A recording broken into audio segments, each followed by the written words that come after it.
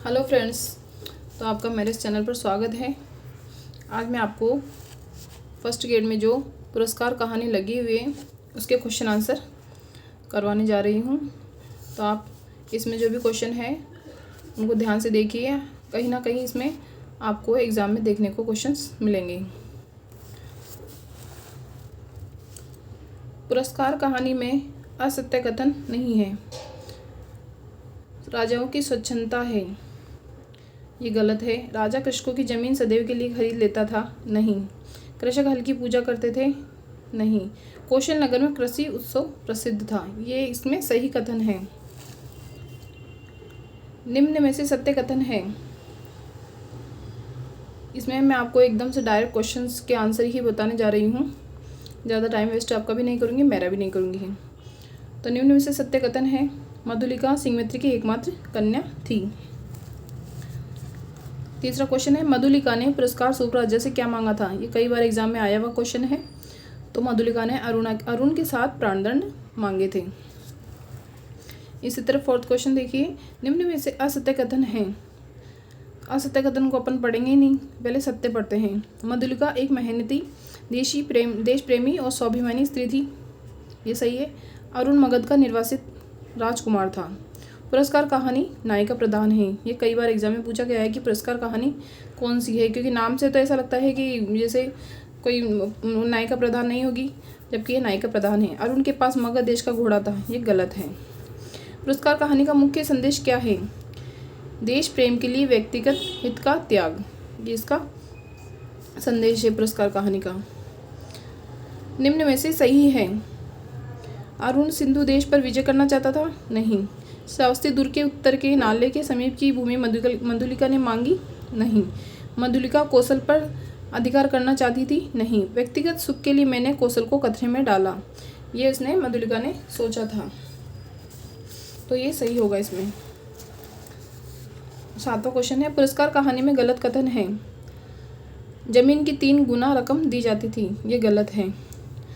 तो आपको मैं सही इसमें से बता देती हूँ, पुरस्कार कहानी में कौन सा कथन सही है। पर बरसात के मौसम में कृषि उत्सव होता था, उस साल मगध का राजकुमार कौन था, अरुण था, ठीक है। निम्न में से असंगत कथन है। उत्सव के बाद मधुलिका से अरुण पूरे 3 साल बाद मिला था, ये सही आंसर है इसका, ये सही है। इसमें सिंहमित्र ने वाराणसी की लड़ाई में कौशल को बचाया था। श्रावस्ती कौशल की राजधानी थी, तो इसमें ये गलत है। 3 वर्ष बाद अरुण और मधुलिका वर्षा ऋतु में मिले थे, ये इसमें गलत है। मधुलिका के बारे में असत्य कथन कौन सा है। तो कौशल पर अधिकार करना चाहती थी, ये गलत है, जबकि उसकी मधुलिका के मन में ऐसा कुछ भी नहीं था। राजकुमार अरुण से प्रेम करती थी, ये सही है।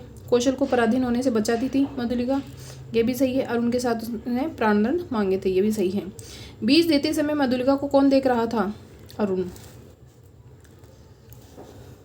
पुरस्कार कहानी के संदर्भ में कौन सा कथन गलत नहीं है।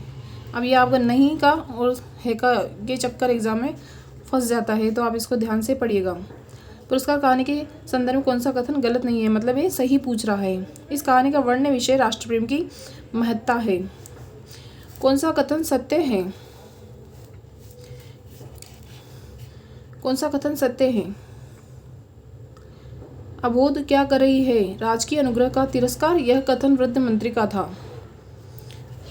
ये आपको दे सकते हैं कथन, उसके बाद में पूछ सकते हैं मिलान करने के लिए भाई ये किसका कथन था।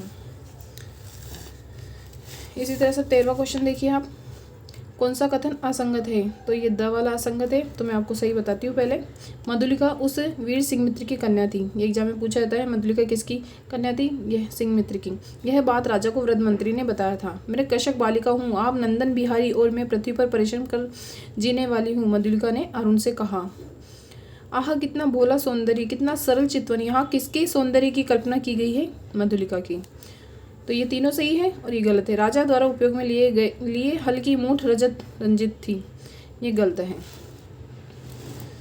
इसी तरह से ये देखिए, उत्सव के समय राजा द्वारा हल चलाने पर किशोरी कुमारियों ने क्या किया, खीलों और पुष्पों की वर्षा की। कौन सा कथन सत्य है। मधुलिका के हाथ में पुष्पों का थाल था, ये गलत है। सिंहमित्र मगध युद्ध के अन्यतम वीर थे, नहीं। रात्रि के समय महाराजा सम्मिलित नहीं हुआ था, ये गलत है। ये सही है इसमें। यह सत्य, यह रहस्य मानव हृदय का है, मेरा नहीं, यह मधुलिका ने कहा। कौन सा कथन असंगत नहीं है? असंगत नहीं है मतलब गलत नहीं है, सही पूछ रहा है ये। मधुलिका कौशल के राष्ट्रीय नियम को नहीं बदलना चाहती थी।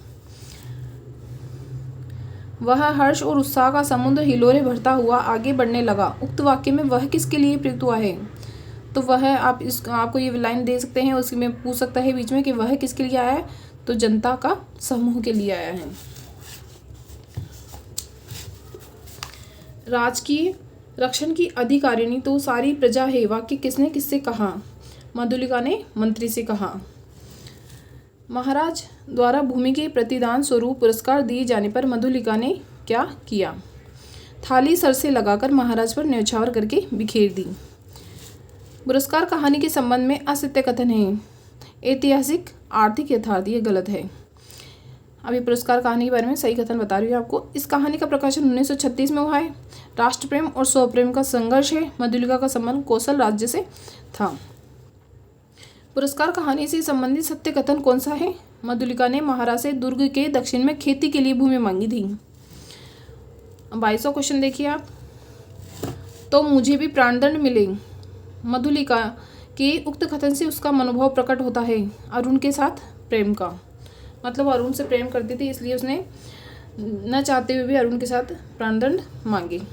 सरलता की देवी, मैं मगध का राजकुमार तुम्हारे अनुग्रह का प्रार्थी हूँ। अरुण के इस कथन में मधुलिका के प्रति कौन सा भाव व्यक्त किया गया है? प्रणय निवेदन का।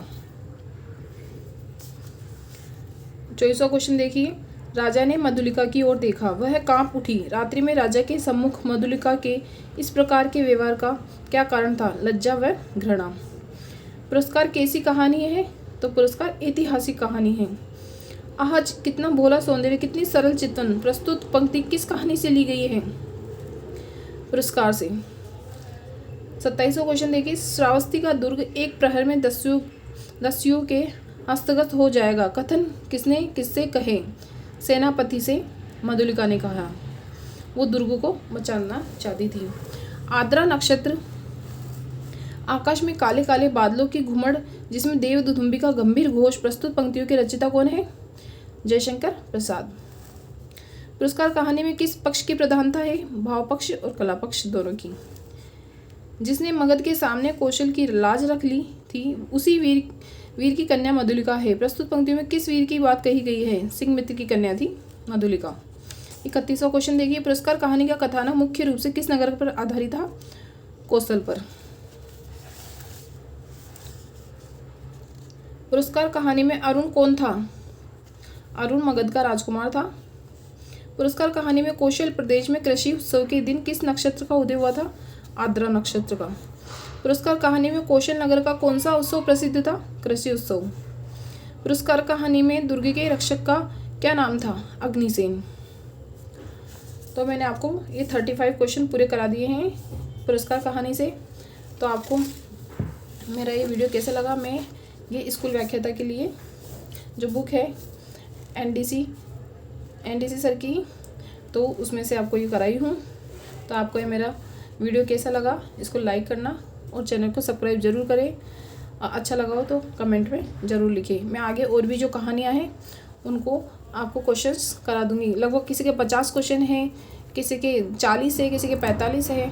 तो आप उनको ज़रूर करिए, कहीं ना कहीं तो आपको इसमें से क्वेश्चन ज़रूर मिलेगा। धन्यवाद।